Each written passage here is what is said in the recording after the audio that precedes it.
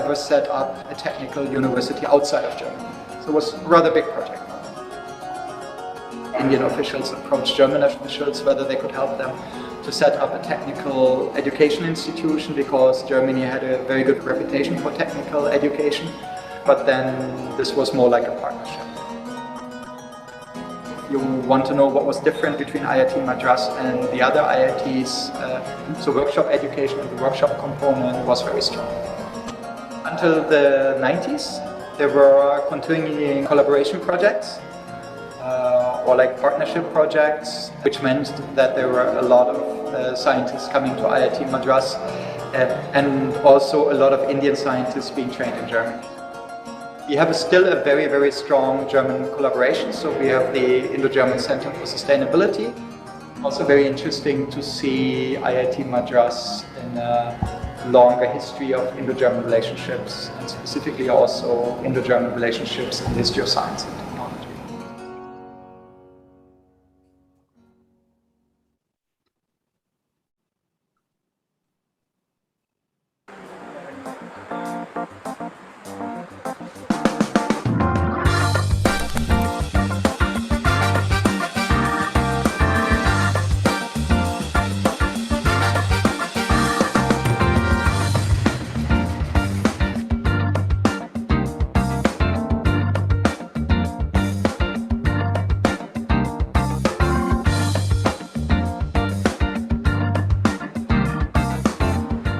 Talking about consumer electronics, every time you use a mobile phone, it makes use of an analog mixed signal IC design, which IIT Madras has the most leading centers for.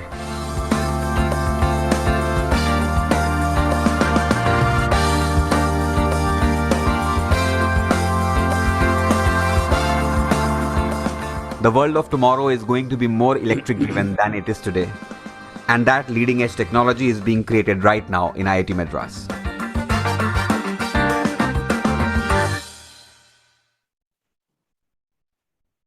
The Institute of Eminence scheme has been launched by the Government of India to empower higher educational institutions and help them become world-class teaching and research institutions. IIT Madras is proud to have been selected as one of the select institutes of excellence. As part of our commitment to the cause of fostering world-class research, IIT Madras has set up a number of research initiatives in diverse fields of contemporary relevance. Many of these initiatives will go on to become centers of excellence within the IIT Madras system. A total of 68 research initiatives belonging to 21 identified technology clusters are presently underway. As part of these initiatives, it is proposed to host a series of webinars from each cluster to showcase the innovative research being generated to various stakeholders like researchers, industrialists, and policymakers. These webinars will give an opportunity to engage in conversation with eminent faculty from IIT Madras and other international researchers, and also to find more collaboration in those research areas. So why wait? Click the link below to be a part of this.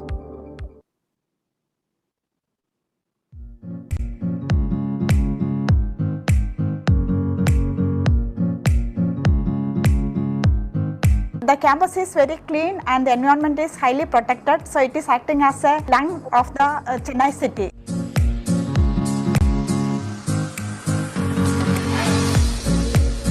This is a biodiversity hub. We have around 1,000 various species present in our campus.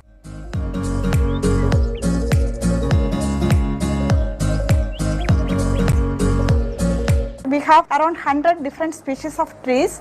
Out of that one, 40% or 40 are native trees and 60 are foreign.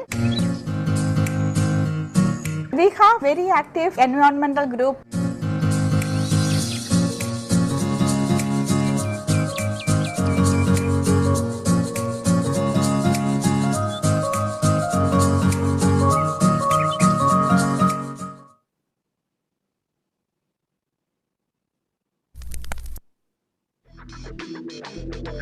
This is the powerhouse where the foremost innovators and entrepreneurs of the country team up with the smartest talent pool of students and faculty from IITM.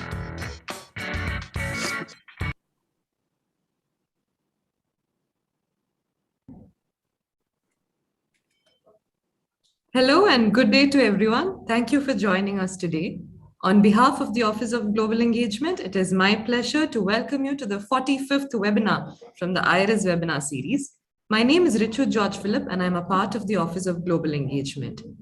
The Institute of Eminence scheme was launched by the Government of India to empower higher educational institutions and help them become world-class teaching and research institutions. IIT Madras is proud to have been selected as one such Institute of Eminence. IIT Madras has been, IIT Madras has been ranked as the #1 institute in India in both overall and engineering categories in NIR of 2021. IIT Madras has bagged the top rank in overall category for the 3rd consecutive year and #1 in engineering category for the 6th consecutive year. In the newly launched category of research institutions, IIT Madras has been ranked #2 in the country. A total of 68 research initiatives belonging to 21 identified technology clusters are presently underway at IIT Madras. As a part of these initiatives, the IRIS webinar series aims to showcase the innovative research being generated to various stakeholders like the students, researchers, industrialists, and policymakers. And from the Quantum Science and Technology Cluster, the research initiative presenting today is titled Quantum Centers in Diamond and Emergent Materials, led by Professor M.S. Ramchandra Rao. At this center, they explore the quantum world from phenomenology to technology for computing, communication, and more through materials like diamond to realize qubits, superconductivity, and meteorology, unraveling emergent phenomena and explore quantum physics. To introduce Professor M.S. Ramchandra Rao, he is a professor of physics and an institute chair professor at IIT Madras. He obtained his PhD from IIT Kharagpur and has been a recipient of several prestigious fellowships and awards, including the Humboldt Fellowship, JSPS Fellowship, and serves on the editorial board of the Journal of Physics D, Institute of Physics. His research is focused on diamond and emergent quantum materials. In particular, he specializes on thin films, pulsed laser deposition, oxide electronics, magnetotransport studies, and spintronics. Joining us as the speakers today are Professor Vidyapraveen Balamudi, Professor Shantanu Mukherjee, Professor Sivaramakrishna, and Professor K.G. Pradeep. Professor Vidyapraveen Balamudi is an assistant professor of physics at IIT Madras. His broad interests are in the areas of quantum technologies using defect centers in solid-state materials and nanoscale magnetic spectroscopy and imaging. His expertise is in optical and scanned probe microscopies and magnetic resonance studies. Along with his collaborators, he pioneered a technique for gigahertz range spectroscopy of ferromagnets using NV center quantum defects in diamond. Professor Shantanu is an assistant professor of physics at IIT Madras. He is a theoretical physicist who studies various aspects of condensed matter physics, including strongly correlated systems through advanced methods. His interests lie in understanding superconductivity and quantum spin Hall effect in low-dimensional systems such as atomically thin materials as well as conventional systems. Professor Sivaramakrishna is an associate professor in physics at IIT Madras and heads a Max Planck partner group. His group specializes in light-matter interaction involving quantum and X-ray aspects. The key highlight of this research is unraveling correlated and collective phenomena in quantum systems from the angstrom to nanoscale, combining spectral and time-resolved probes from the near-infrared to X-rays. He was nominated to lead a Max Planck partner group and has won several national competitive grants, as well as beam times at international facilities like Electra, Trieste, and DESY Hamburg. Dr. K.G. Pradeep is currently assistant professor in the Department of Metallurgy and Materials Engineering at IIT Madras. He completed his PhD from Max Planck and RWTH Aachen University, Germany in 2014. Prior to joining IIT Madras, he was the group leader for atom probe tomography at RWTH Aachen University. His expertise lies in the fields of alloy design, correlative microscopy, and combinatorial approaches.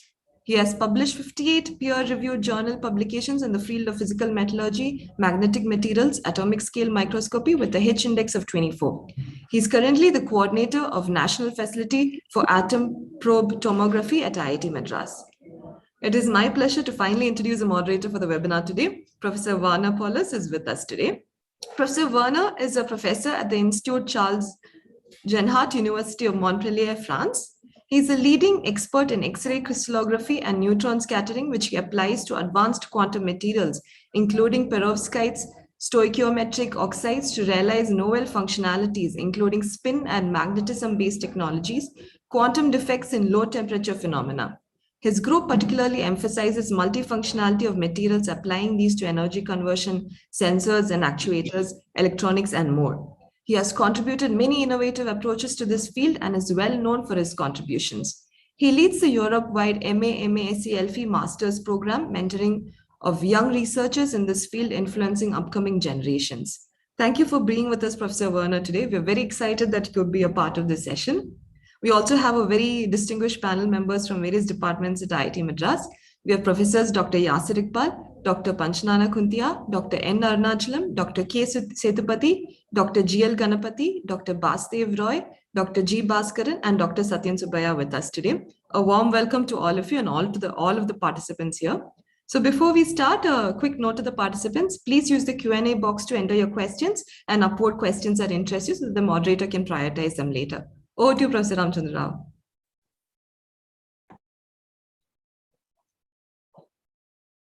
Thank you, Ms. Richu, for a nice introduction. So a very good afternoon or good evening to all the participants, and a warm welcome to our entire team of our center, QCNDM. As the introduction has been done to the center, the name of our center is Quantum Center for Diamond and Emergent Materials. So today, in the next 1 hour, we're going to share all the excitement that we're going through various aspects of quantum materials and quantum technologies with you. So the motivation and the genesis of the center is, we have a holistic approach towards materials and quantum technologies. We believe that materials as the key, the hardware part is very essential if you want to go all the way to technology. So what you see on the left side is, we work on quantum materials development, their synthesis, growth, backed up with a very strong theory, and demonstration of quantum control and measurements are absolutely important.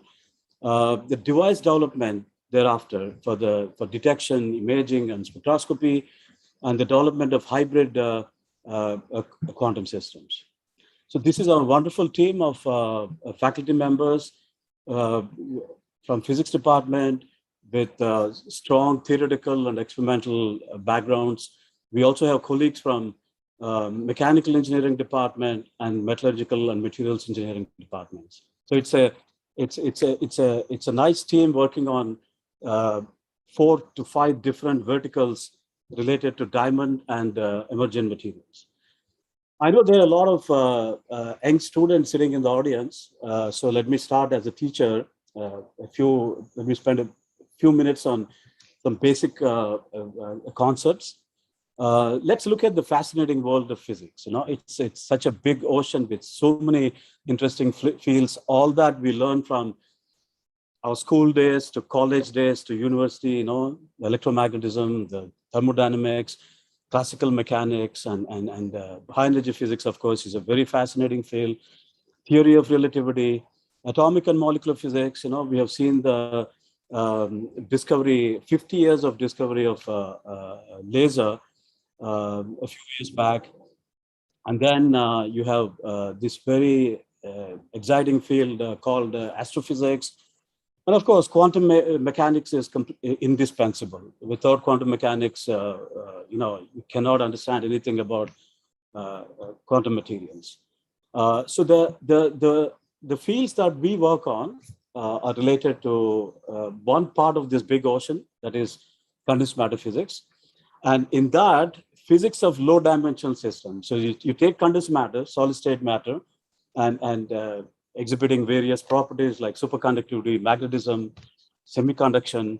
And what happens to this solid state matter when you take them, when you cut the size of these solid state materials to nanometric scale? So the physics of low dimensional systems is called nanoscience. And those nanomaterials exhibiting interesting quantum properties, we can term them as the quantum materials.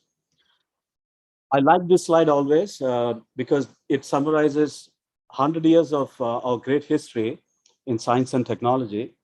And the discoveries that I have mentioned here, and the people who have received Nobel Prizes, all these discoveries have something to do with quantum phenomena. Well, at the beginning of the 20th century, when most of the scientists felt that atoms are just abstract quantities used for the purpose of calculations, it was Albert Einstein, through his wonderful paper in 1905, which was later translated into English, clearly said that, this paper was on the Brownian movement of particles based on the molecular kinetic theory of heat. He clearly said that, look, atoms are not abstract quantities. They have to be real entities. It's just that at that point in time, there is no way to prove the existence of atoms. See, what a visionary he is. On this, the one on the left-hand side top, that the greatest physics teacher of all times, Richard Feynman, even in his 1959 Caltech lecture, he talked about how to write small rearrangement of atoms. This is happening now. We can manipulate atoms using lasers. He talked about marvelous biological systems. And then these two are really great visionaries of physics. And in 1961, this invention has changed many things, the Josephson effect. And in fact, the Josephson effect that has led to a lot of understanding on the process of quantum mechanical tunneling, has been used to, invent an equipment called scanning tunneling microscope. It's very rare that an experimental invention gets a Nobel Prize.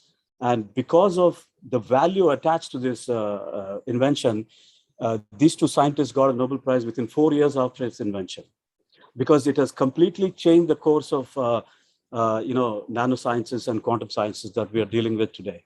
And today, using this simple equipment, we can actually map the atoms. You see that? This is the real space imaging. Diffraction gives you information about reciprocal space of the material. You get information back about the real space lattice. But here is an image of a real space imaging of a crystal. But then today we have gone far beyond that. A colleague of mine will elaborate on that. This is an image of atom probe tomography, where you can also get about the chemical environment of the atoms also. And you see a perfect periodic arrangement with some defects seen there. That's the kind of sophistication that we are seeing nowadays with the experimental tools that we have. Well, modern physics came of the age in the beginning of 1900, and then physicists discovered that Newtonian mechanics did not work when the objects were very small or when they moved fast. If things are confined to, say, very small dimensions, nanometric scale, then quantum mechanics is absolutely necessary. So we talk about atomic orbitals, quantization, quantum metastructures, quantum wells, etc.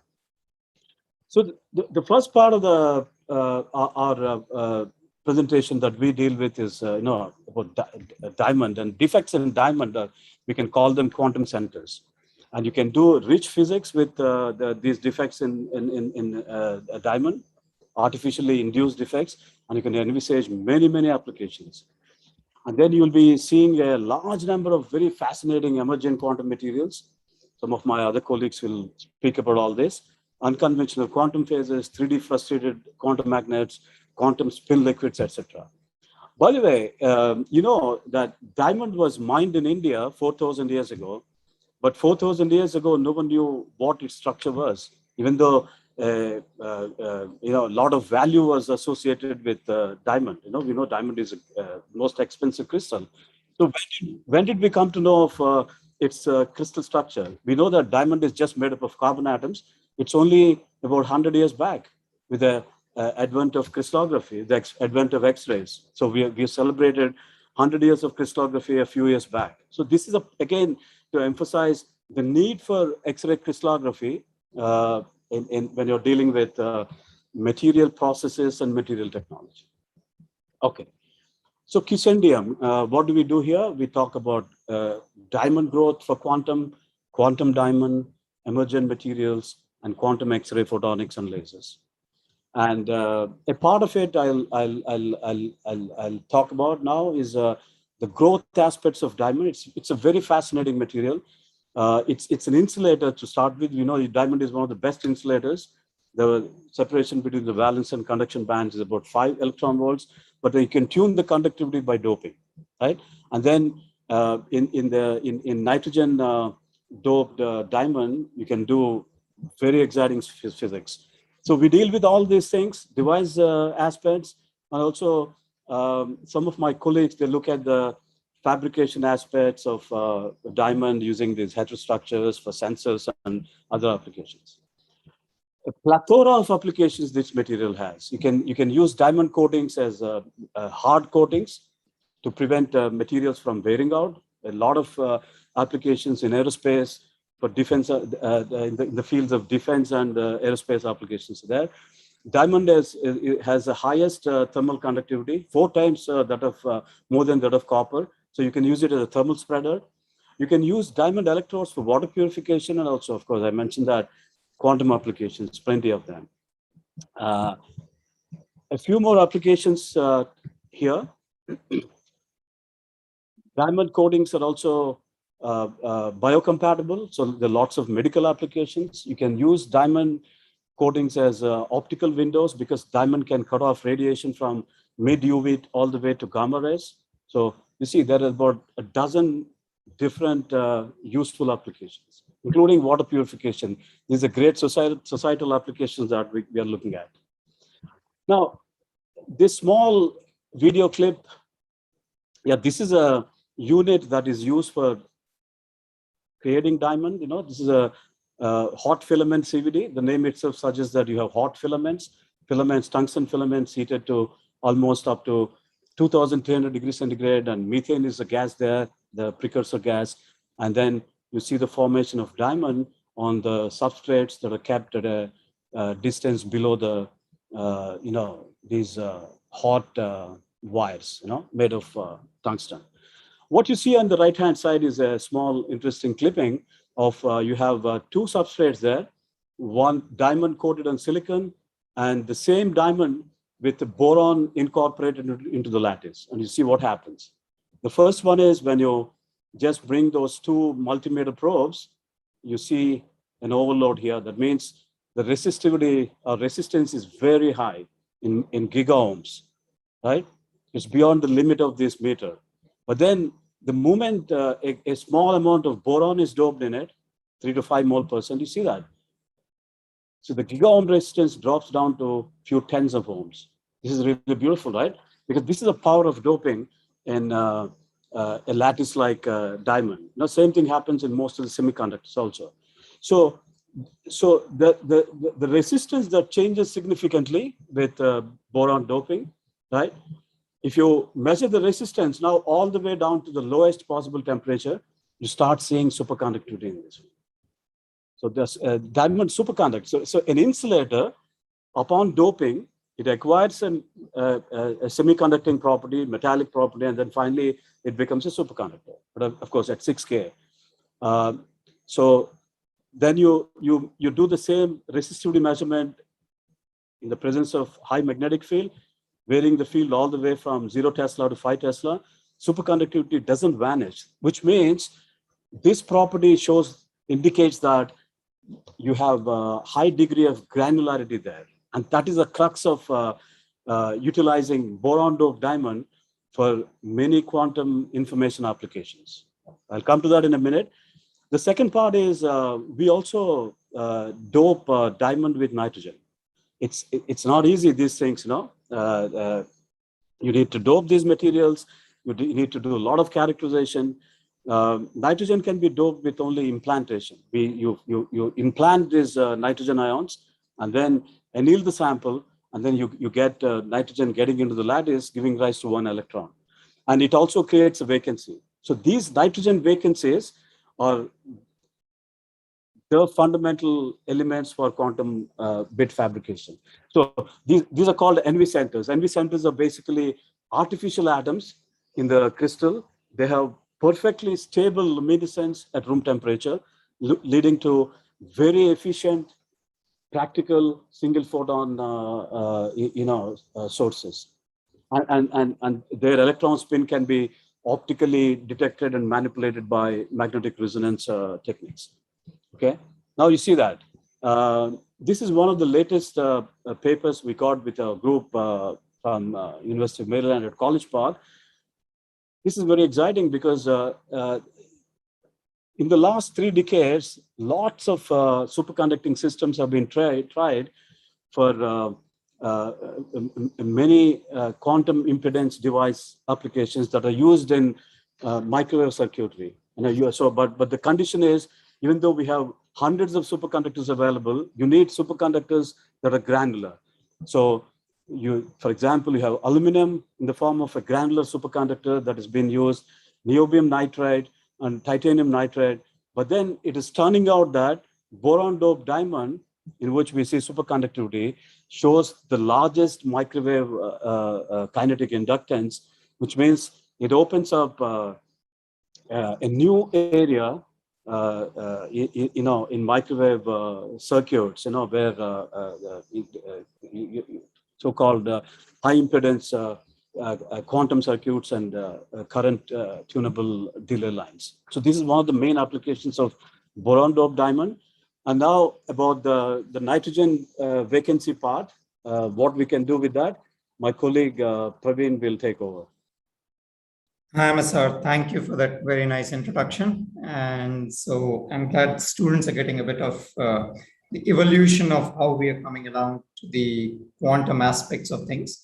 Obviously, there were quantum technologies such as superconductivity, that one that Professor Ramchandra Rao talked about. And so this is the next generation that we are going to be talking about of quantum technologies. And this pretty much impacts most or at least it's envisioned to impact most our lives across many different spheres, from across the way, from computing to sensing to communications to simulations. And within this different clusters at IIT Madras, you may have heard some of the other talks more dealing with computing or communications. In this cluster, or in this COE, we are more focused on the sensing aspects. And when we say quantum technologies that are emerging right now, the key for people to understand is the kind of resources that quantum world gives us, which is what we plan to use. And some of these words you may have heard, and again, in the interest of time, we won't have time to go into much detail probably in this kind of presentation, but I hope students get motivated to look up themselves and pursue this as their careers. So superposition, entanglement, teleportation, and quantum noise. And of course, there are existing ones like superconductivity that have already been used, tunneling devices, which again exist, tunnel devices. So these are the kind of resources that we are planning on using. And so the way we plan to use this is, first is, of course, we need to find a quantum system. And the particular quantum system of interest, let's say I'll give you one example in our case, now it's sort of becoming a canonical quantum system called as nitrogen vacancy center in diamond. And as you can see the arrow that, so this is a center. So first thing to understand is that pure materials are not always the best. We need to have defective materials. And as Professor Rao had also talked about showing defects and, in one of the TEM images, similarly here you can see that we are doing doping again, much like silicon is doped with phosphorus or, boron to create PN type of diamond, PN type of silicon. Here we have one nitrogen, but this defect also includes a vacancy. So when a nitrogen and a vacancy, which basically means an absence of carbon, they come together, this is what makes diamond pink if you dope it, if you create enough of these vacancies. But typically we deal with much lesser, in the order of parts per billion or parts per million at most. But the key idea is, if you do manage to create these artificial atoms, which is what these defects act as, then you will have a very nice two-level stable quantum system, okay? And this two-level quantum system, so you can look in the middle panel, the advantage of this two-level system is it's fairly stable, and you can use laser light. You can use a green light to initialize the quantum state to a very high fidelity. You can manipulate it using microwaves. And these microwaves typically of the order of gigahertz, you can use them to manipulate. And the one big advantage of this is what makes is that coherence time, which is the quantum lifetime that you can talk about, that is among the largest for a solid state material. And all of this put together allows you to look at quantum phenomena even at room temperature, which is kind of very cool. And that's really the driving force for people to look at these NV centers. And the very nice thing again is you can do optical initialization of these, or optical readout. And the way you can look at it is also by looking at the fluorescence intensity. So what you can do is what is called optically detected magnetic resonance. So if you look at the fluorescence intensity, which is the amount of red light or pink light you can think that is coming out of these defects, if you look at what happens as you apply a particular microwave, you will see the different spin states. If it is in spin 0 state, then it has high intensity of light coming out of it. Or if it is in plus or minus 1 state, which are different spin states or different quantum state, then it has different light intensity coming at it.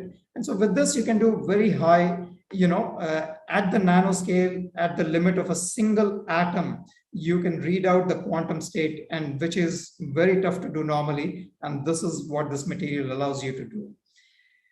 And so to look at the kind of things that you can do with this, it has many different applications, some of which I have listed here. So one of the big things that motivated people to look at it is to look at it for magnetic resonance imaging. So all of you probably have heard of MRI, which is, a clinical tool nowadays, but this works at, resolution of hundreds of microns. If you want to take this to nanoscale where you want to study single DNA molecules or single cells, then you need a technique like you need some different kind of detectors than what exists today. And this is what the NV centers provide you. It has a lot of applications for quantum computing, other kinds of sensing like nanoscale temperature sensing. Again, in your body, in your cell, different processes can change the temperature if you want to study them. If you want to study electric fields at the nanoscale, all of these things it's a combination that it gives you between nanoscale sensitivity, nanoscale resolution with high sensitivity. And so there are these various things that you can do with this.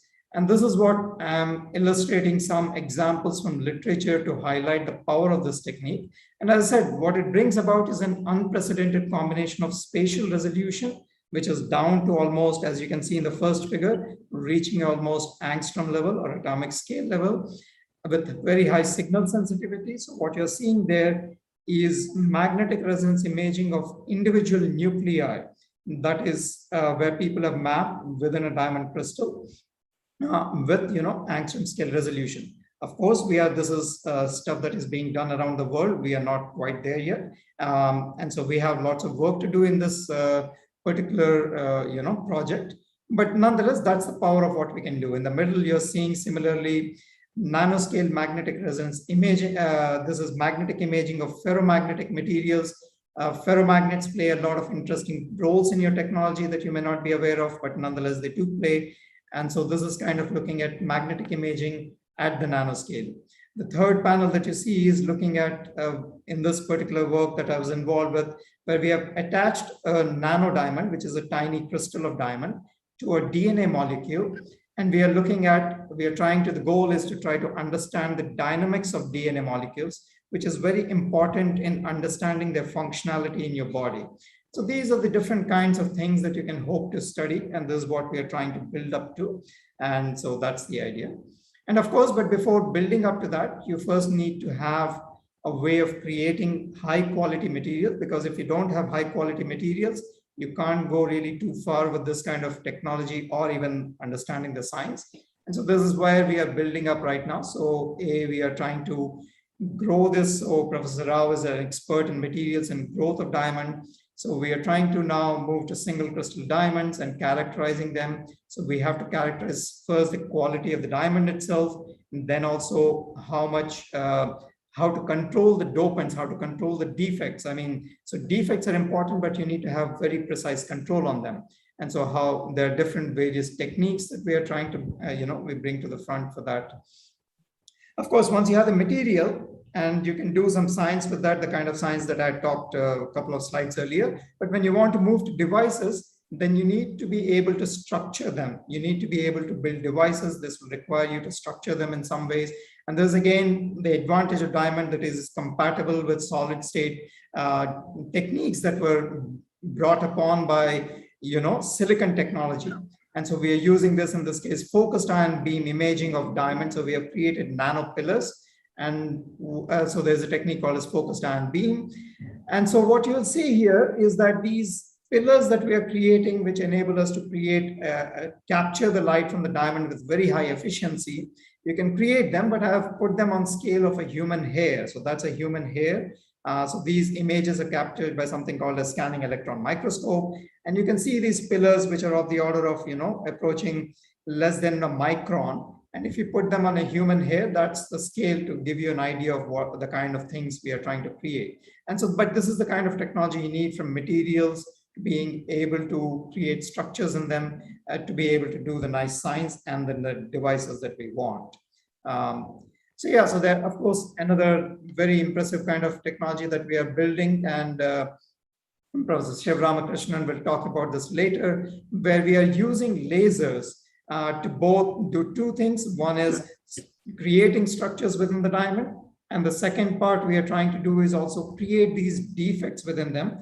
But the nice part is we are using lasers. These are called femtosecond lasers. Again, the whole game is about precise control on what you're putting into the diamond to control the process. And we are controlling it down to femtoseconds.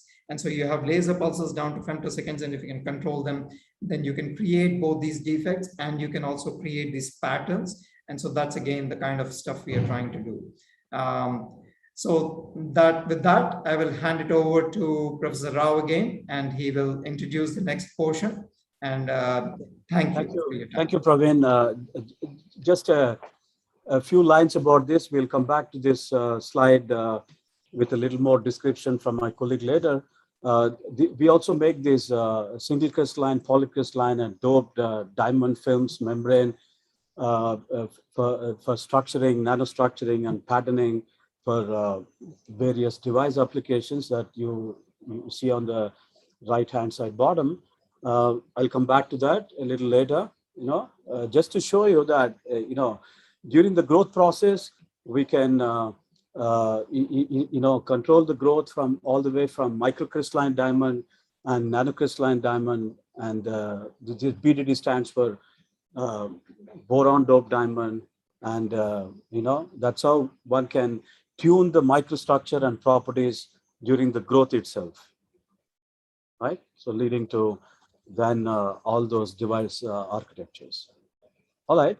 So before we move on to the exciting part of emergent materials, I'd just like you to go through some of the articles that are published in this particular special issue of Journal of Physics Day on quantum materials and quantum phenomena. There's so much happening on qubits, teleportation, quantum sensors, many body interactions, entanglement, spin-orbit interactions, wild semi-metals.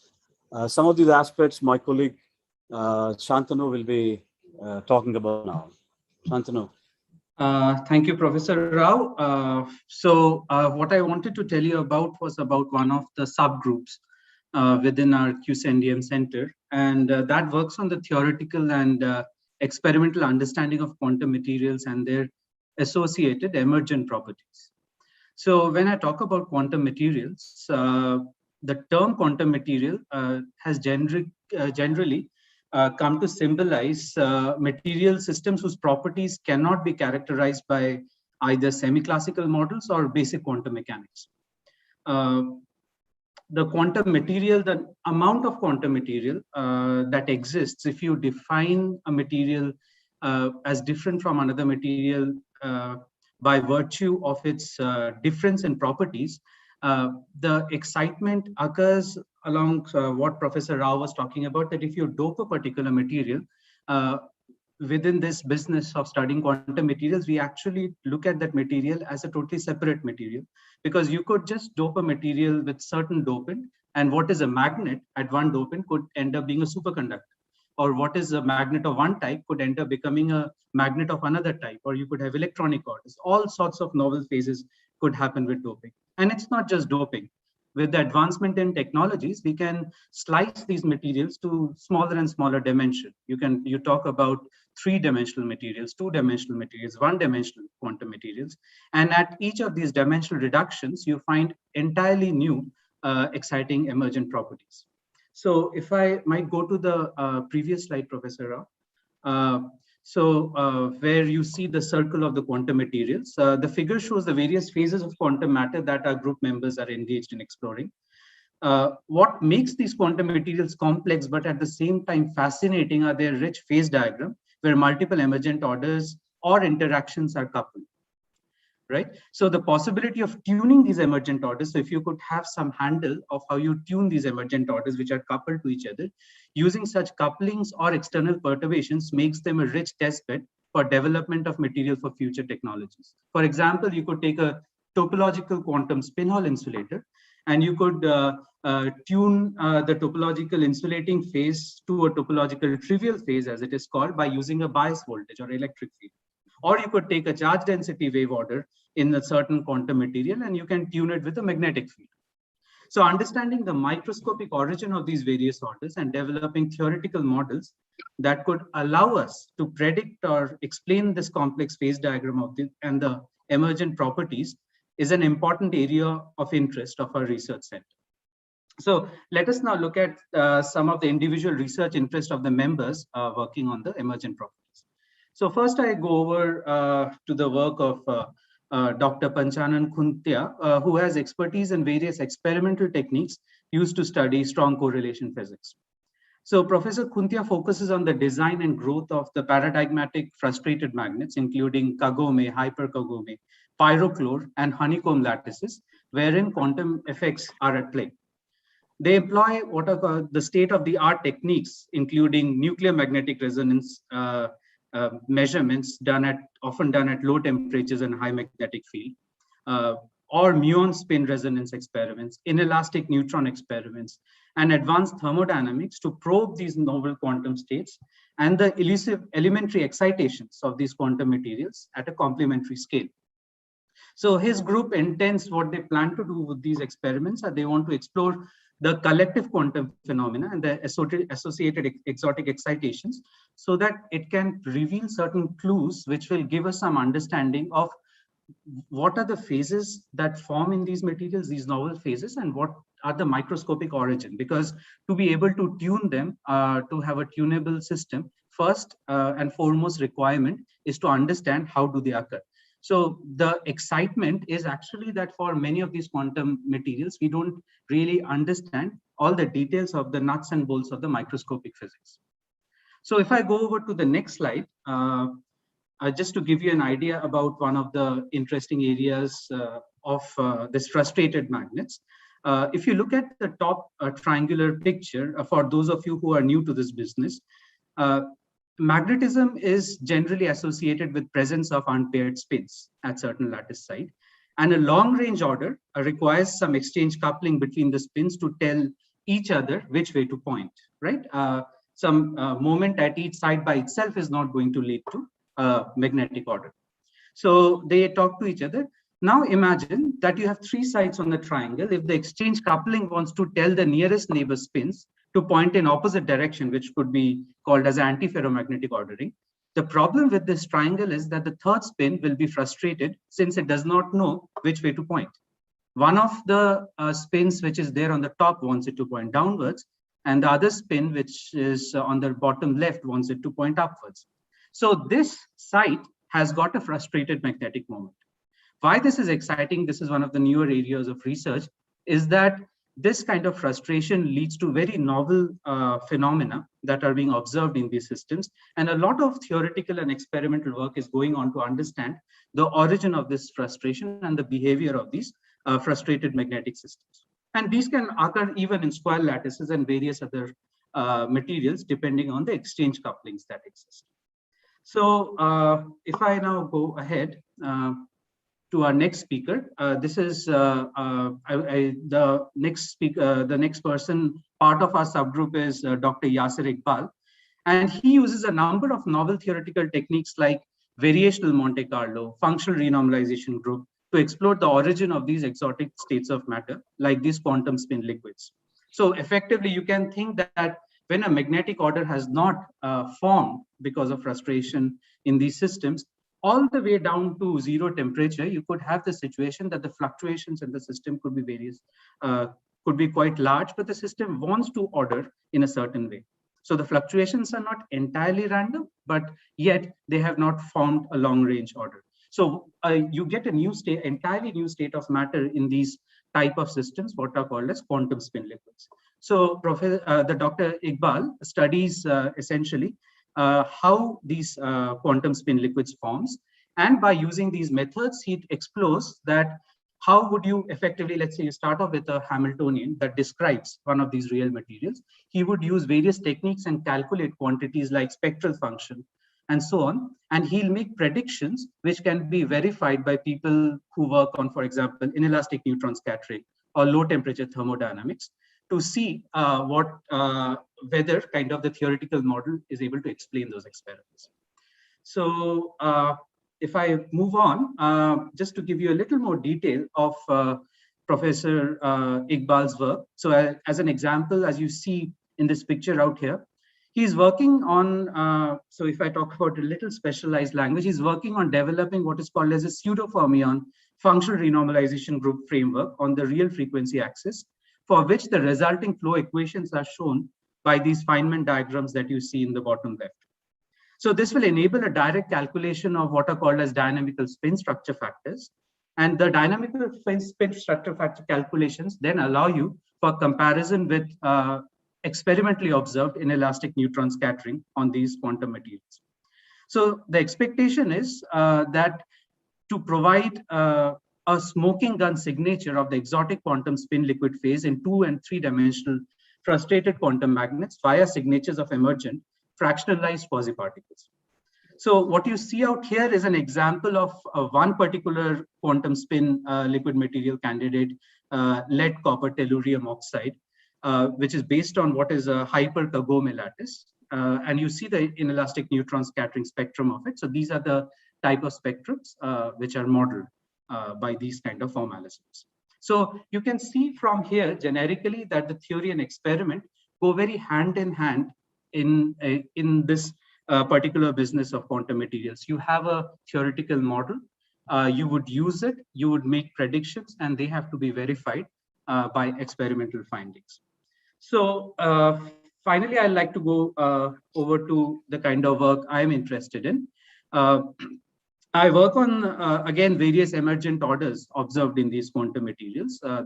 My interest lies in the microscopic origin of ordered phases like spin ordering, charge ordering, unconventional superconducting state. And I'm also interested in topological phases of matter like Weil semimetals, quantum spin Hall insulators, topological Kondo insulators as they are called. This forum would be, I guess, too short to go over to the entire excitement of all of these materials, which are currently very hot topic of research and have a lot of future possible applications.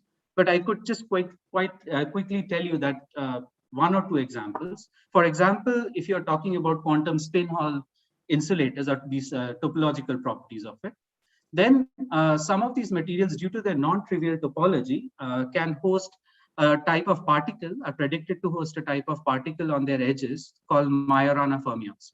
So these Majorana fermions can be observed, for example, if you were to do one of these STM, scanning tunneling microscope experiment, as a zero energy state showing up near these edges. So the presence of these Majorana fermions, they are exciting because it has been shown theoretically that these Majorana fermions are decoherence free. That means they are not destroyed by disorder in the material, which is naturally there in most materials. So the absence of disorder means that these materials could actually potentially be exciting development if they are kind of realized kind of with a lot more confidence in future as potential applications for quantum computers. More fundamental physics wise, we are also interested in topological superconductors and unconventional superconductors. Again, as I said, that so in many of these Hamiltonian modeling that I do, one of my interests is to look at how experiments can realize or how I can explain experiments with this. So for example, if you look at the magnetic and charge order materials, the blue graph is what is called as a quasi-particle interference pattern, which is essentially observed by interference of the electron waves around impurities. So when the electron waves interfere by scattering around different impurities, they form an interference pattern. And that interference pattern has not only information about the electronic structure of the material, but interestingly, it can also tell you a lot about the ordering of phases inside it, where the entire physics or the richness of what is happening in quantum materials lies. It also can be used to derive superconductivity. And also, in fact, the right picture that you see out here is showing you edge state physics in a 2D topological insulator. At the edges, you not only have the possibility of what are called as Majorana fermions, but generically the edges can also behave like 1D material and can show another exciting form of matter, what are called as Luttinger liquids. So all of these areas, including the work we are doing on diamonds, is within the scope of our center. And we look to probably as a team discover many new exciting stuff. Thank you, Professor. Thank you, Shantanu. Thank you very much. And now we move over to my colleague Siva Ramakrishna's work on Xray Quantum photonics.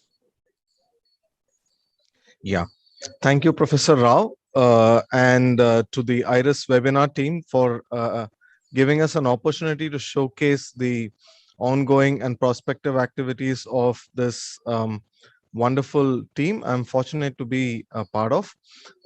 Within this team, we have the sort of final vertical, which is themed X-ray quantum photonics, where I have the pleasure of working with colleagues from this very institute itself, right from Professor Rao, Professor Vidya Praveen, Professor Arunachalam, who is a colleague in mechanical engineering, a specialist in thin forms of diamond, Professor S. Satyan, and several others, including colleagues who just showcase their work on theoretical physics. One half of the bright universe is matter and the other half is light. So when light and matter come together, you indeed have physics which is very lively and exciting. This physics essentially spans from very short wavelengths, but also goes into very small wavelengths called X-rays. And God forbid, if we ever need to probe what is inside our body and look at maybe a problem in a bone or something, we immediately go to the doctor who first prescribes an X-ray, or now in more modern times, CT scan imaging. But also it's very popular to get MRI images, which my colleague Professor Vidya Praveen alluded to, and it is a spin-based technique. So my colleagues, Professor Panchanan Kuntia and Professor Rao, for example, are experts in spin, as also theorists, Professor Yasir Iqbal and Professor Shantanu, as we saw. So all this sort of plays out in a very synthetic form, like this plus shape theme shows here. We have X-rays, we have photonics, photonic structures, and so on, coming to realize photonic devices and quantum photonic structures as we are seeing. And as we move on in the next view graph, it's deliberately repeated to really bring out the coherence in our group, which involves colleagues who are actually taking advantage of imperfections or defects in materials, as they're called, in order to realize some very unique quantum properties. We have very sophisticated techniques in our group. We will hear very soon about atom by atom imaging, manipulation, and even control in the spatial dimension. But then we also have the temporal dimension, which is very important. So we can, in this group, uniquely control space and time aspects of various things that go on, and in particular defects. So one way is to use very short pulses and in a very minimally thermal way create defects, which essentially you can think of as origins of color in materials very prominently, like our favorite diamond, but also another very prominent material which this group has a lot of research invested into, which is zinc oxide, where, for example, we demonstrated in the left part of this figure that we can indeed control the emission by synthesizing these nanoparticles, ablating them with very short laser pulses. But then what is all this if we cannot couple the nanoscale to the macro world? So between the nano and the macro, there is a micro world. So microstructuring is indeed important to bring out the nanoscale properties onto devices and the such. This is really enabled by laser structuring. And in this view graph, we present the sort of essence of X-ray quantum photonics, which is one of the unique features of this group. And this is work that we do not only in our own lab with tabletop femtosecond lasers, but this opens out a window from extending from our lab into international facilities, which we listed at the bottom. So students trained in our lab, especially, they are now capable of doing research at world-class facilities like the Electra synchrotron in Trieste, DAISY in Hamburg, where we are currently engaged in performing a beam time, and also the European XFEL. And we have a prospective collaboration with the Soleil synchrotron in France and the Eli beamlines in Europe. So a couple of representative results are here. On the left is the theme of these experiments, where we take angstrom or nanoscale matter, which are in free jets, and laser pulses from all the way from near infrared spanning up to the X-rays can be focused onto these in order to realize correlated and collective dynamics. As the right panel here shows, we have this very strangely shaped spectral peak, which has a maximum and also a negative dip. So this is textbook atomic physics, but then there's a very ubiquitous phenomenon called the Fano resonance. So this is just a sort of benchmark result from our work. Physicists in the audience will recognize the importance of this kind of spectral interference. We do this not only on very tabletop materials. We also do this in perhaps the only nanoscale superfluid that we have in our hands, in the form of aggregates of helium atoms, which are called helium nanodroplets. But once again, this is probably something more for a specialist to look at. And at the very bottom right, you see rings on a blue colored view graph. So these are angle resolved and time resolved photoelectron spectra, revealing the internal structure of materials and matter, not just on the spatial scale and on the energy scale, but also we do this in a time resolved way to get information about the dynamics. In the next view graph, we have essentially an internal view of the same system, which produces these unique quantum fluid nanoparticles. So we have a cryogenic source from which you supersonically expand, just like supersonic, say, aircrafts. But here, the people who are flying are nanoscale cryostats. These are helium clusters, and these have millikelvin temperatures, and they can dissolve into them or attach onto them several other species which are held in a vapor form in the doping cell. So now we have cooled down any sort of atomic or molecular aggregate to millikelvin temperatures, and then where the arrow is just hovering, light pulses impinge on this, and we create release electrons and ions, which are imaged. This is a bit like an electron microscope, except that we actually don't image them in the spatial domain, but we image them in the momentum or energy momentum space. So we get information about this, as the bottom little graph shows. We need to run some inversion algorithms and so on. Again, it's a matter of detail, but this just showcases the ability to probe matter on fundamental angstrom resolution spatial scales, and with natural time scales which go down to the femtosecond and also the sub-femtosecond or attosecond domain. So as I earlier emphasized, the next view graph essentially is to show to us a little video which if it plays out, will essentially tell us, give us a view of the facility called unique world-class facility, which is the free electron laser in Hamburg. So probably it will play out on Professor Rao's screen. If we have any challenges, we could also play this video out at the end of this presentation from another source. Yeah, So probably let's just give this a second. Yeah. So this is essentially to showcase the world's first X-ray free electron laser, which is present at the German Electron Synchrotron Center in Hamburg.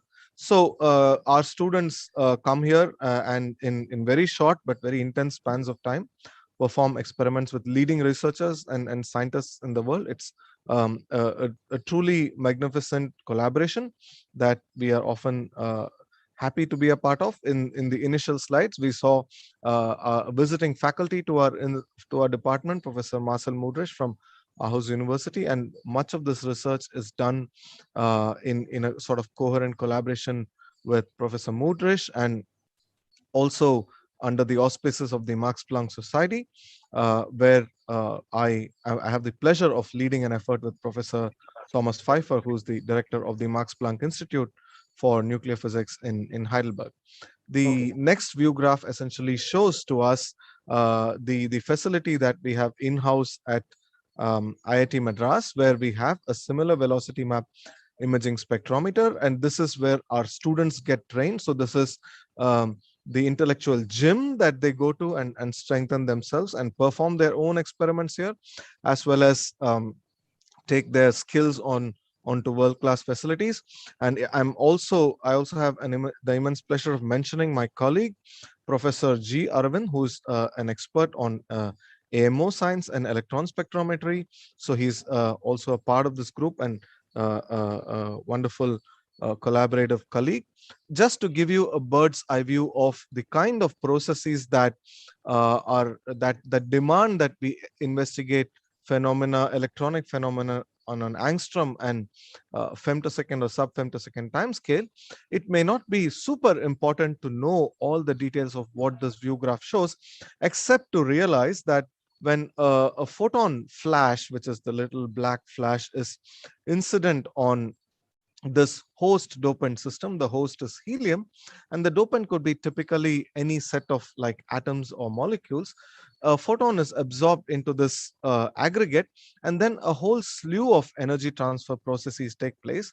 One can ask, for example, what happens when radiation, ultraviolet radiation, is impinged on us? We get a tan in the skin. If it's just a tan, it's okay, but these radiatively damaging processes actually can be quite detrimental at times, but they are also used in cancer therapy. As we know, radiation does damage.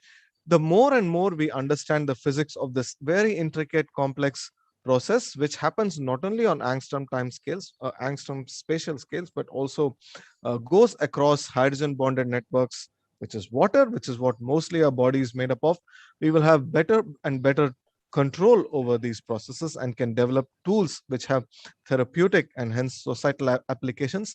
It is very hard to imagine that when I go to a hospital, it is and see maybe patients getting such therapies, it is actually fundamentally quantum processes which underlie the physics and the technology of these things.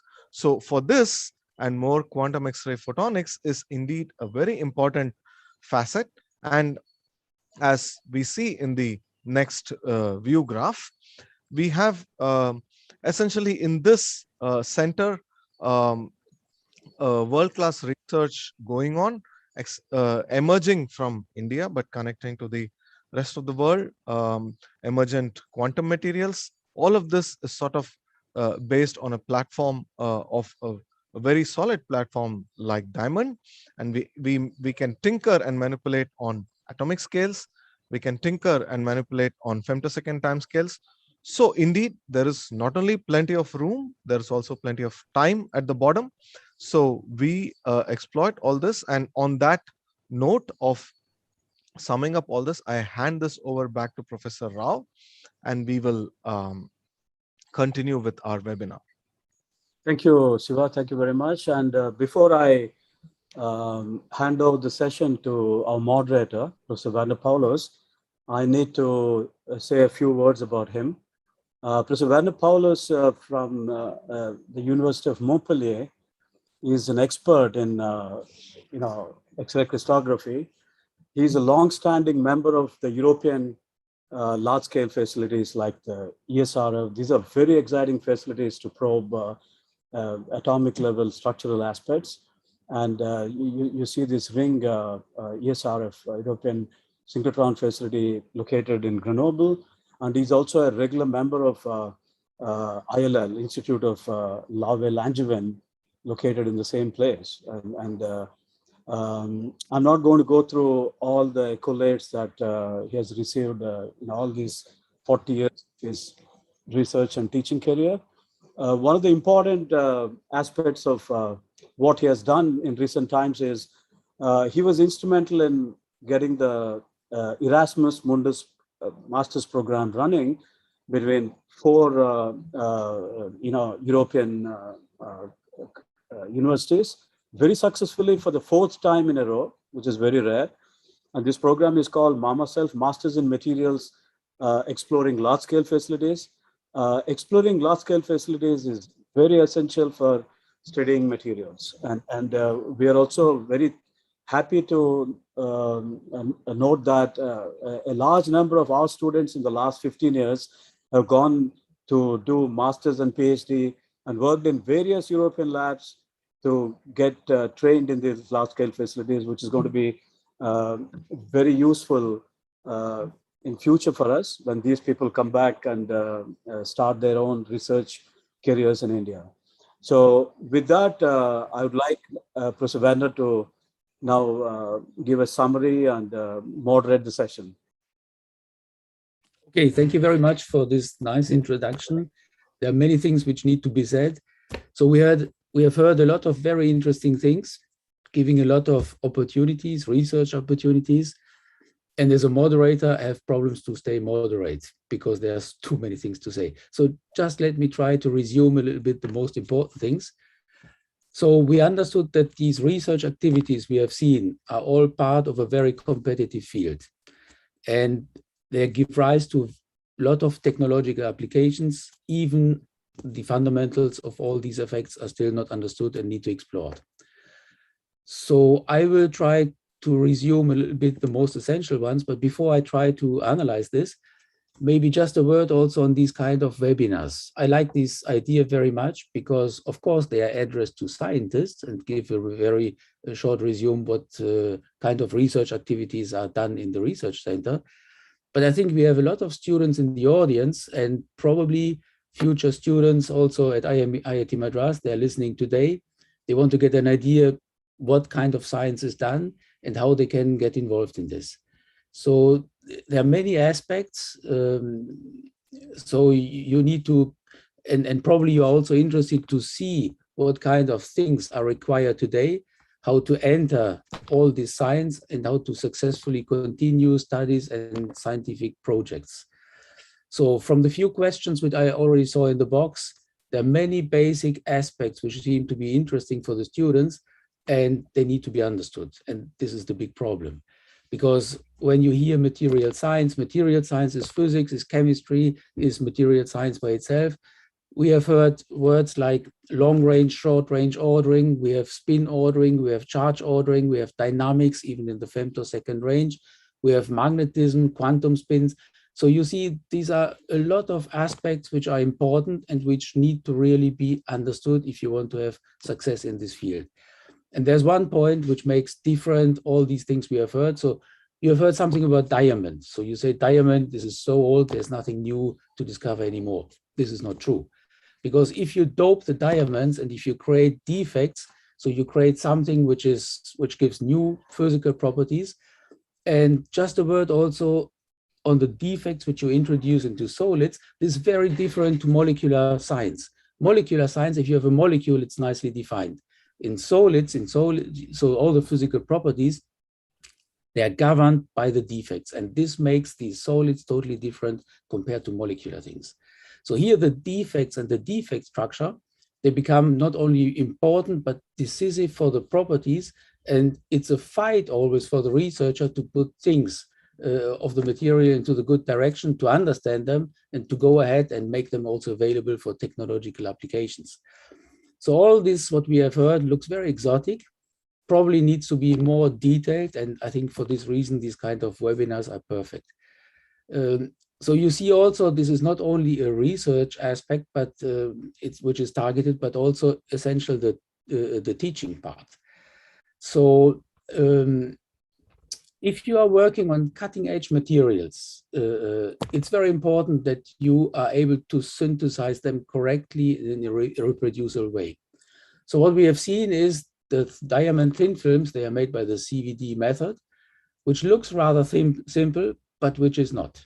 Because if you want to realize good samples and in a defined way, in a reproducible way, So that's extremely demanding, needs a lot of knowledge in chemistry and crystal growth and the physics which is behind the thermodynamics. So all these are fields which you need to know when you really want to be successful in high-tech materials, especially in the thin films. And also you see that together with the characterization, the synthesis makes a nice symbiosis which you have to master. And there's another aspect also, and this is theory. So what I have seen, what you presented from your lab, you have the synthesis, you have the characterization methods, and you have also theory. Theory is very important also to stimulate, understand the compounds, but stimulate also to make new aspects, to develop new aspects, and to go ahead with the together with the characterization to optimize these kind of materials.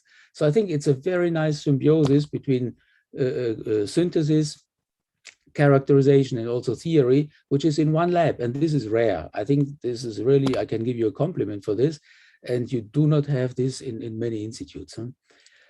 So we have seen structure, physical properties, theory so far. So that means you need to have competencies in what? In chemistry, in structural characterization. That means crystallography. There's a big field which you need to know. And this is not only to know how the structure is organized, but also how to characterize this. And then this synthesis influences the microstructure. We have seen different microstructures also for the diamond. So the microstructure together with the structure makes the properties. And once again, this is defects, how defects are organized and how you can organize them, how you can modify the compounds. So that's an important aspect. So this is also, of course, you cannot get this only if you are only chemist, only physicist. So this needs really a collaboration. And I think this is also the richness which we have seen in this project. Maybe I can also underline another aspect. So we have seen the characterizations which are possible in the lab. And there are some characterizations which you have also seen. So we have seen the outstation in Hamburg at the free electron laser. So this is a sophisticated characterization which happens, which we call large-scale facilities. So large-scale facilities is what? These are synchrotrons, these are neutron scattering methods, and they are only available either at nuclear research reactors or spallation sources or synchrotron instruments. So we will come back to this, but before maybe just a small comparison also from the diamonds in terms of the electronic properties, which we already have heard from correlated oxides. Correlated oxides had made history. Everybody's using this, even maybe without knowing this.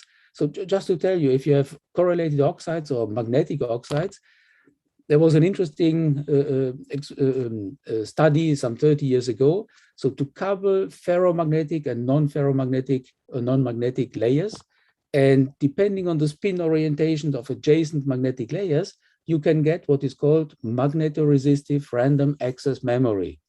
So everybody is using this. You don't really know, you need not to know how this works, but it's a revolution in terms of technology. So there was a Nobel Prize some 20 years before on this field.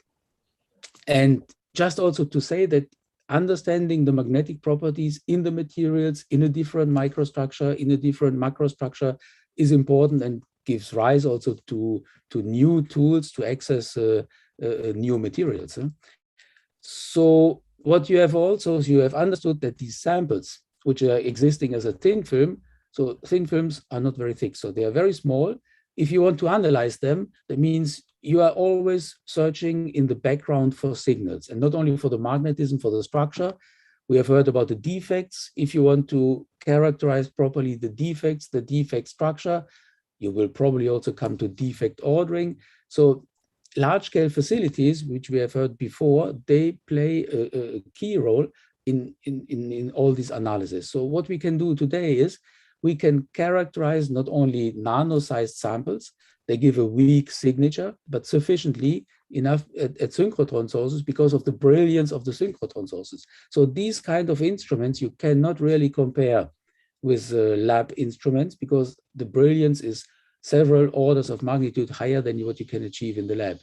The problem with these large-scale facilities, so you cannot just put them in the cellar room or even on a campus because a nuclear reactor or a synchrotron is just too big.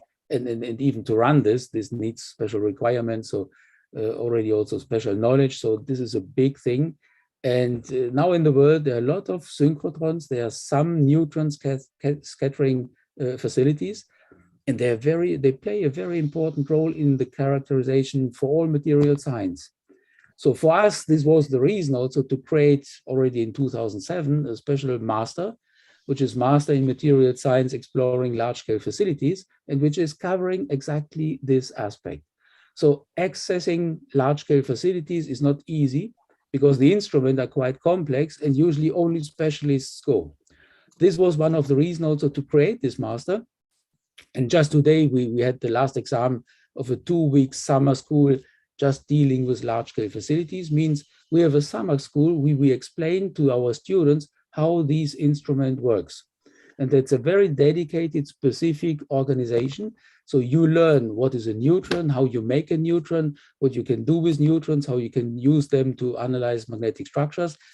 The same is also true for synchrotron radiation. So synchrotron radiation is a fantastic tool because you have such a brilliance, you can analyze so small particles now. And it's fundamental to access structure, nuclear structure, magnetism, spectroscopic properties, inelastic electronic configurations. So that's a really fantastic tool, and you need to know this. And this master is dedicated to teach all this at the master level. So I think there's no other master, or really not, to teach this. It's an excellent opportunity. So I say all this not just to make the publicity for our master, but also to say that this master is very nicely related to IIT Madras. I'm not sure you can see my screen. So the IIT Madras is partner in this master, and we are always very happy to have Professor Ramachandra Rao with us. He is teaching actively in this master. And as he already said, there are many students who came already to participate to this master. It's not only a participation, because this is also a master which has the label Erasmus Mundus. I'm not sure you know what are these Erasmus Mundus masters. They have grants from the European community. The grants are very important. So these are grants for master students. It's more than 1,000 euros per month. And I think it's not only attractive because of the money, but what you can learn on this. So I think on top of what we have seen from the laboratory and the project qualities, which you explained in the different talks, I think the teaching aspect is a very important one, because you as a student, you want to see what are your possibilities to learn something, to get trained on this. And you have already seen also from the instruments, which were on some pictures, which I have seen, these instruments are quite complex. So in order to understand them and to go ahead with these instrumentation, you need to get trained, and this is not done, let's say, in 5 minutes. So you need something, you need also experience in this, and you need the lab, which is experience in the field, in order to give you the good education in using all this.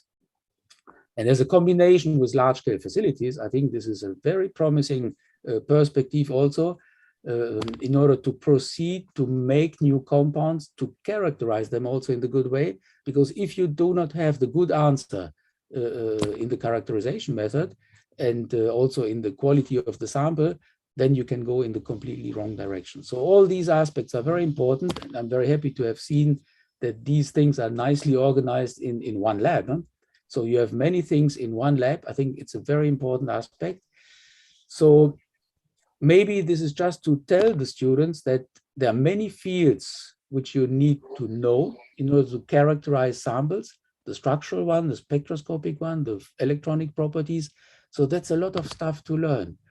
But it's fun also, because if you understand all these properties, then, and if you digest it, then you can come to innovative aspects. And if you want to go for new materials, innovating science, you need to go through this. So this is your homework to do. It's not only for the teaching aspect, but as I have seen also in IIT Madras, during the teaching, you have also programs inside the lab. And the combination of this is, I think this is the success story which you need in order to go ahead and experience what you have heard in the lectures. So I have a lot of questions. Maybe we can just start with one of them. So resolution at atomic level. So I think that's an important thing. And what we have seen also is the atom probe tomography. I think it's a very powerful method, and probably not everybody has understood what it is. Maybe somebody can say something about this, because this is interesting for the students, and also what you can learn from this, and what you need to understand all this. Sure, thank you, Werner. So this is an extraordinary technique. IIT Madras can boast of having it as a national facility.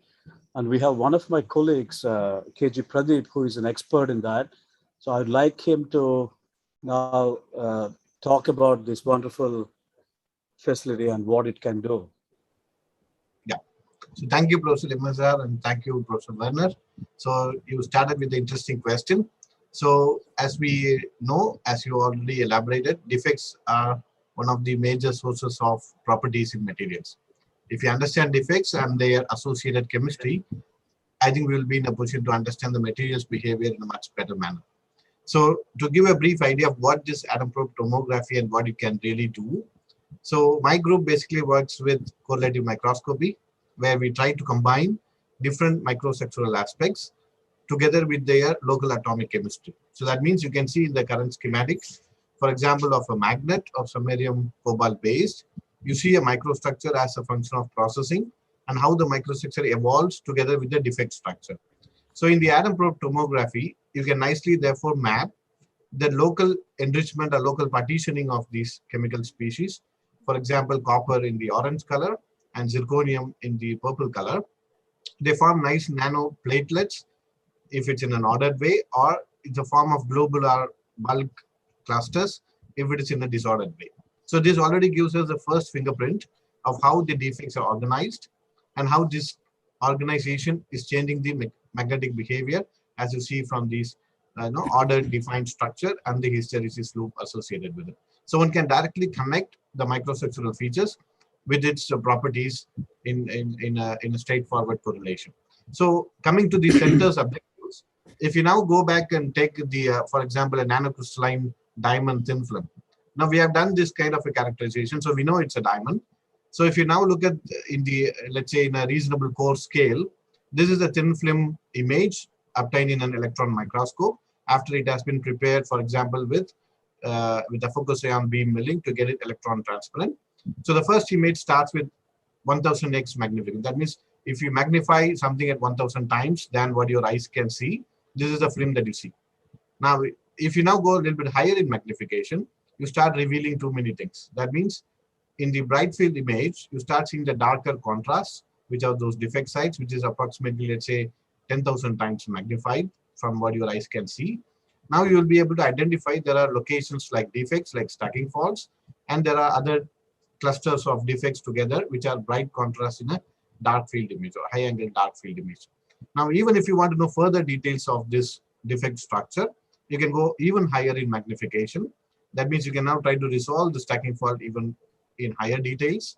So now we increase the magnification by 15,000 times, you see something more. You increase it 25,000 times, you see even better.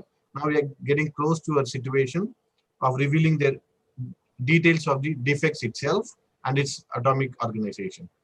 If you go even further higher in the same region, let's say by at least 75,000 times, then you see these nice local twin domains. And now you look at that similar magnification, then you can now distinguish this image containing a lot of these local variations in orientation, like means local segmentation.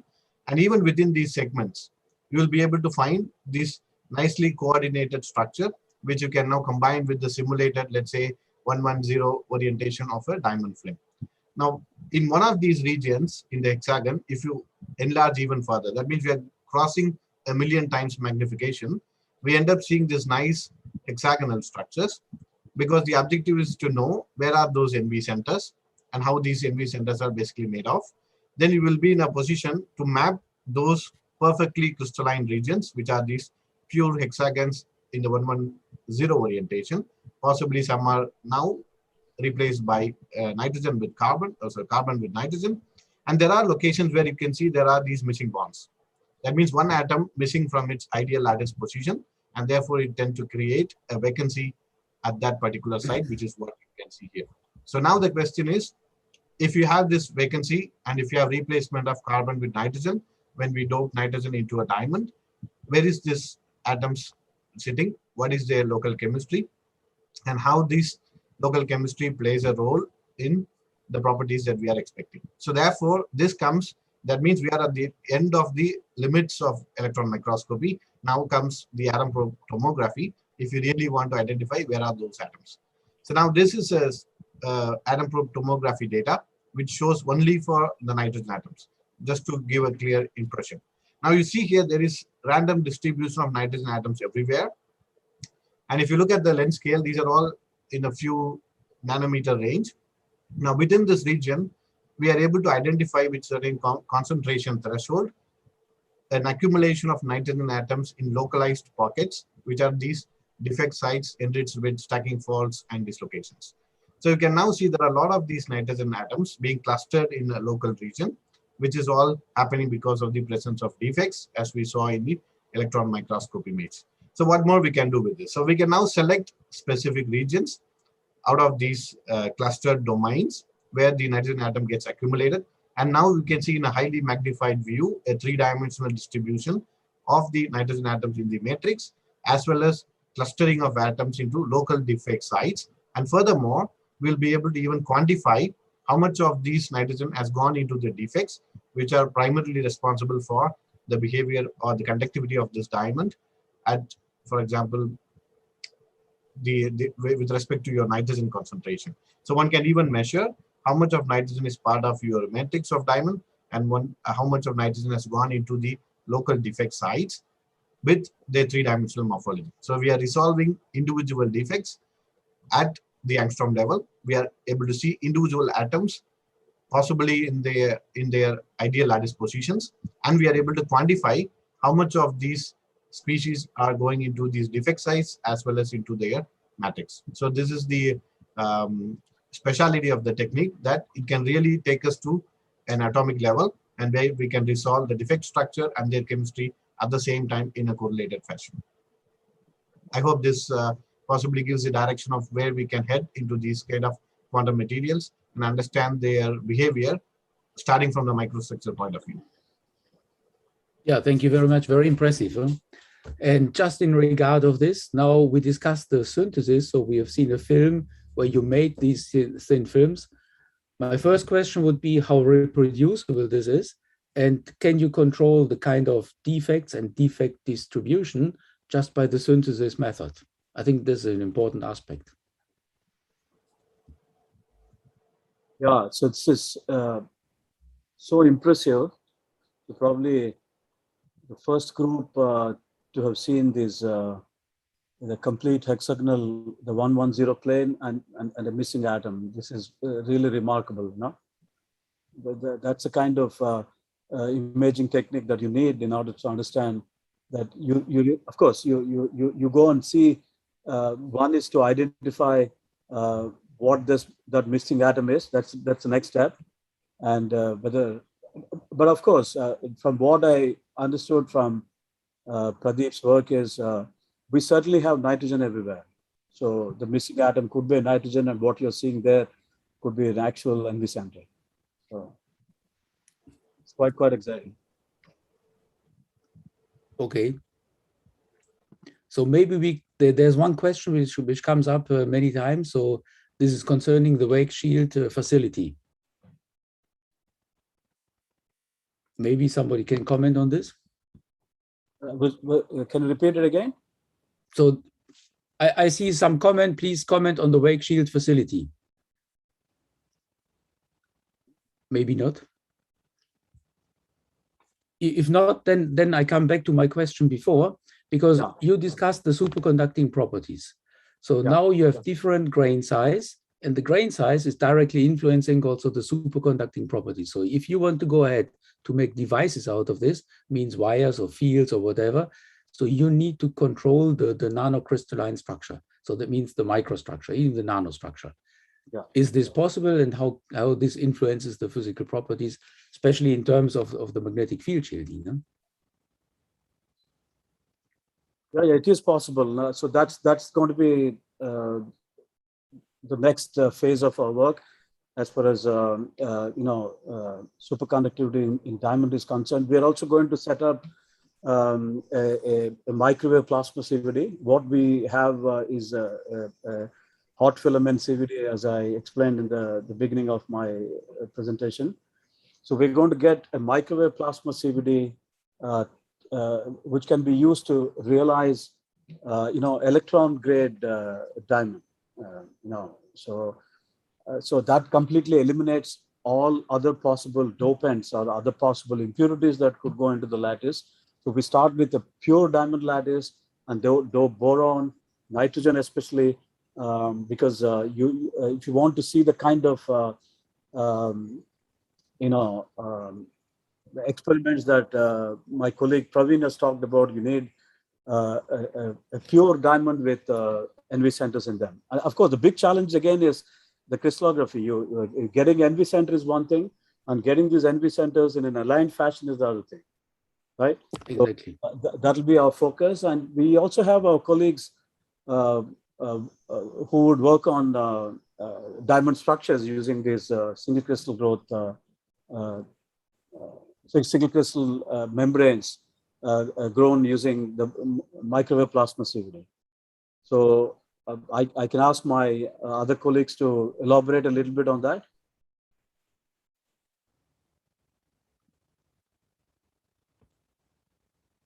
I think, yes, this is also going to be a very interesting aspect, the engineering and technology aspects of what we plan to do.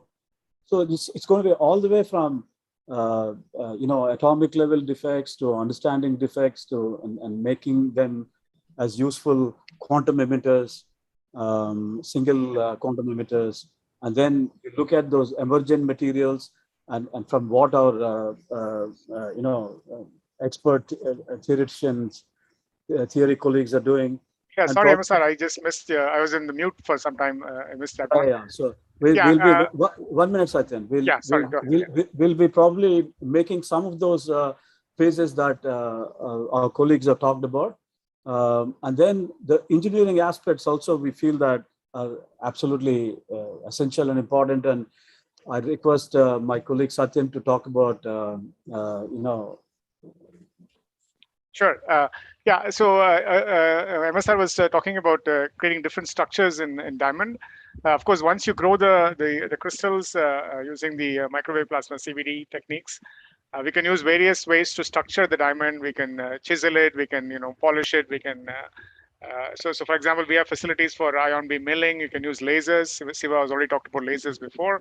And people like me with a more of a mechanical background, we can come and try to do some, even a mechanical polishing kind of techniques to create very thin films. So they make the grown layers even more thinner, for example, and see what happens.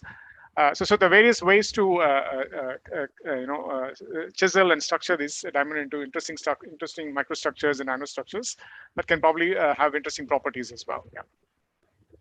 Wonderful. Over to you, MSR. Yeah. Thank you, Satyan. And I would request now Dr. Arun to talk about the device aspects that he plans to do with these diamond structures.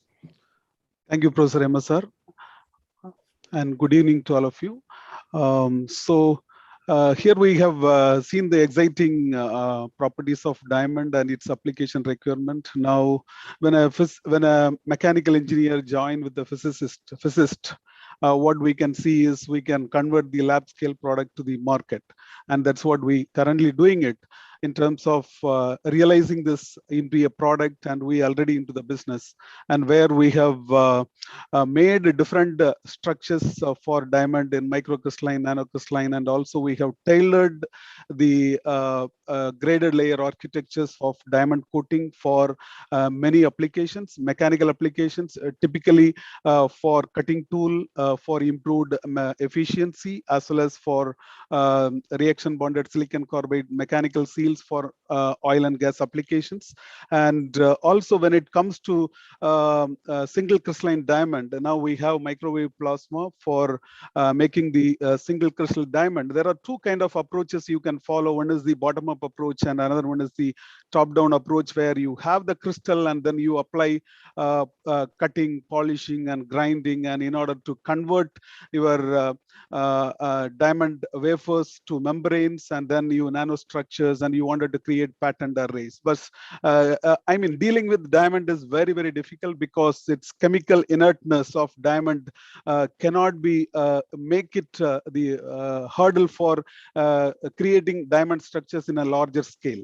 And can I create the diamond wafers to replace silicon? And that is the kind of questions we are trying to answer in this quantum center. In a bottom-up approach, we wanted to create this nanostructures and patterned arrays by creating alumina membranes as well as the titanium oxide membranes, over which we wanted to grow this diamond to create the patterned arrays. And one such application we have exploited already, and which is got an award from our Dare to Dream thing, is the underwater acoustic sensor using diamond as an windows for protecting the system from the corrosive environment of seawater. And also we can the diamond can be utilized for many applications. One of the greater application is because of the high thermal conductivity of the diamond, we can use this for high power electronic applications as a device, and where the heat dissipation is going to be very high, as well as because of this exceptional properties like biocompatibility, we can make use of this for as a sensor for biomarker sensors. And also we can make this for quantum metrology, one of the key application where we can make use of this for understanding the material at the quantum atomic level by using the quantum metrology. So the main challenge is, we can talk about diamond is the material on par excellence, where we have plethora of applications in various fields. But how to actually fabricate this, how to convert this the diamond into a product for specific applications, and it involves engineering to be applied to convert this into a lab scale diamond to a product level. And that's what we wanted to actually apply here. Thank you very much. Maybe another aspect. So we have heard something about the synthesis. We have heard something about the characterization methods. I could imagine that you probably think about more theoretical aspects. That means combination of these kind of layers with semiconductors or insulating layers. Where does the theory in this field go, at least for the moment? Yeah, sure. So we are also quite excited always to discuss with a very venerable senior member of our team, Professor Bhaskaran, well known for his theoretical work in superconductivity with Phil Anderson. I'd like Professor Bhaskaran to talk about the theoretical aspects of quantum systems. Thank you, Sir. It's a pleasure to be listening to these exciting presentations. So I'm very happy to be part of this very young and dynamic team. And history shows that whenever different experts join together with a single aim, miracles happen. So I wish the team all the best. It's really a wonderful team. So having said that, I just wanted to say that Professor Werner Paulus's question about the role of theory, I think the role of theory is there at different levels. And people like Yasir and Mukherjee and myself, we try to understand, for example, mechanism of superconductivity in boron diamond. And is it possible to increase the TC, let's say by nitrogen doping or some other doping?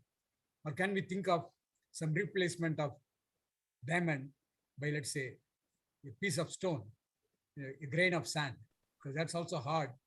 And there is plenty of that. So is it possible to look for some alternatives?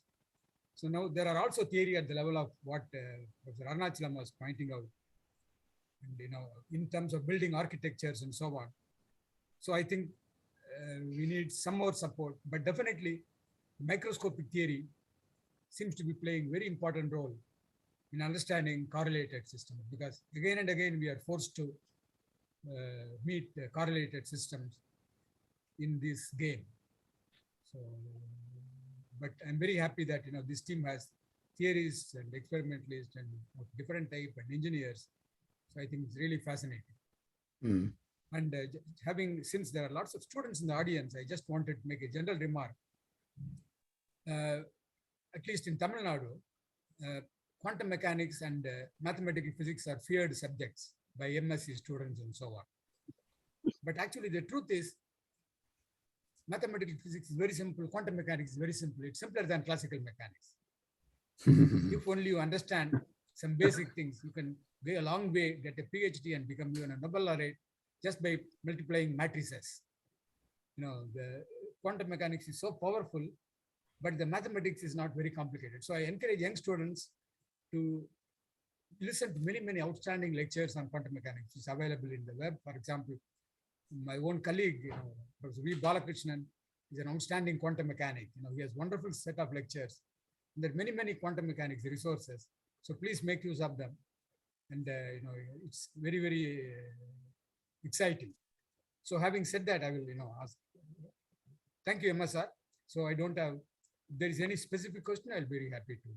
Yeah. Thank you very much, Professor Bhaskaran, for all the exciting discussions we've been having all these days, especially after we started getting those nice images from Pradeep, the TEM and atom probe tomography images. So certainly we'll continue our discussions in days to come. So back to you, Werner. Yeah, some other questions if somebody wants to ask something. Maybe also the students which are in the audience. I see that the box is almost, they can put something in the box, but I see the box is almost empty now. Yeah, my colleagues have been answering all those questions. Thanks to them.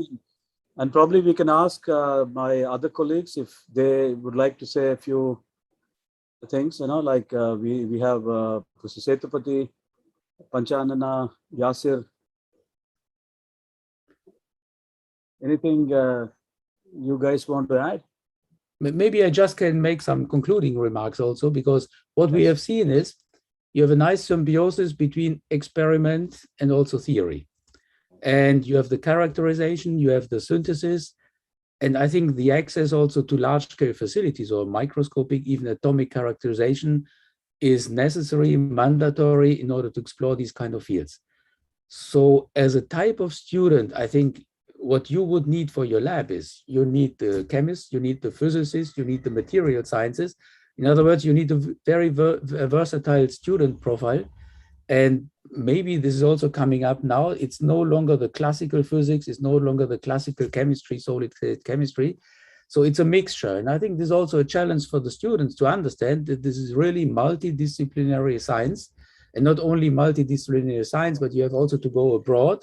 So it involves many things. And I think there are many challenges inside them, not only from the synthesis aspect. So you have to digest this, you have to learn this. This is not something which you will get in 5 minutes. And which also means that you're this and you're that at the same time, which is quantum.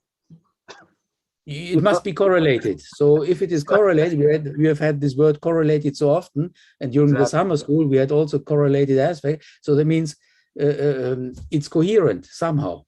And all the incoherent part, this is what I told to the students also, this is in the background. So you have to come out of the background. So you have to be somehow a signal, and you have to see the signals which are in even disordered structures. So almost perfect disorder never exists. We see more and more ordering, more and more long-range ordering on all these compounds. This makes it also challenging to explore them. And today we have the devices to detect this. And some of them are in your lab, some you have to look outside. So I think it's really a challenging aspect of science. And also what students should understand from all this, team working is very important. As an individual, you can contribute, but as an individual, you can never win. That's good. Thank you very much, Werner. I think I'll just show one, probably a last slide. Yes, so to all those still viewing this long presentation and discussion from our COE presentation, if you want more information, you can always visit our website, qcndm.org. We also organize these Quant Talks, almost one in a month, on the second Friday of every month. And then we have these quarterly newsletters called Quantum Matters, which I'm sure you'll read and enjoy. So you keep track of Quant Talks and Quantum Matters from our website. You get a lot more information from this website.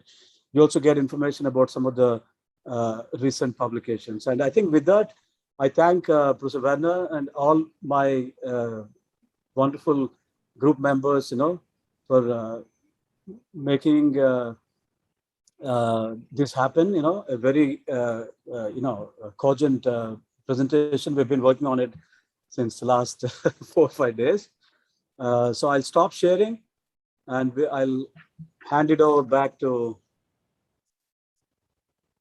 Mr. Richu George.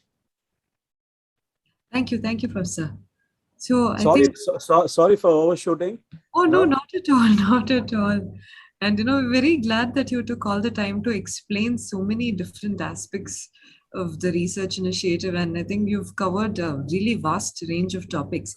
And just to add on to what Professor Werner was mentioning, we do have the IEEE courses, which is very interdisciplinary now. So it's really great that IITM is doing that. We have 12 courses as of now, and then hopefully more. So as I'm really thank everyone in the panel and to all of the participants.